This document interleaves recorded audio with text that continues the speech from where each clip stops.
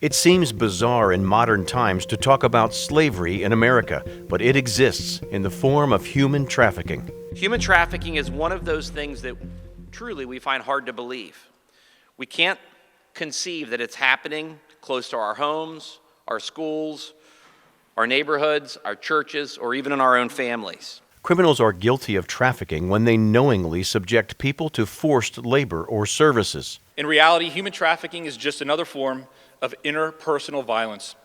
It contains the same power and control dynamics as an abusive relationship, the same grooming tactics that we see with regard to sexual abuse, and just like any other unhealthy relationship, it can take several attempts before a victim is finally able to leave.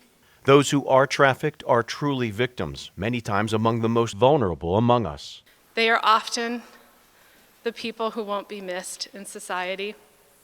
They have past criminal histories, drug abuse, domestic violence abuse.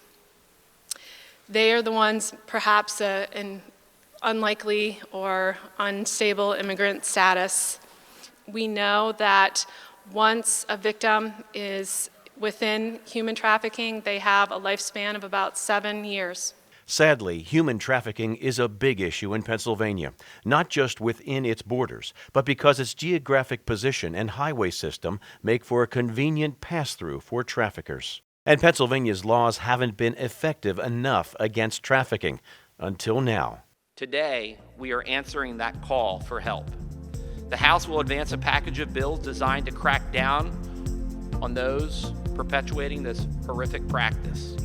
In Pennsylvania, our lawmakers have effectuated thoughtful legislative responses that provide prosecutors the tools that we need to attack the demand side of commercial sexual exploitation, while at the same time protecting the victim and ensuring constitutional protections for those that are accused. My hope is that those that are watching at home see this level of support and this level of dedication and commitment from our legislature, and to know that there are resources and services available.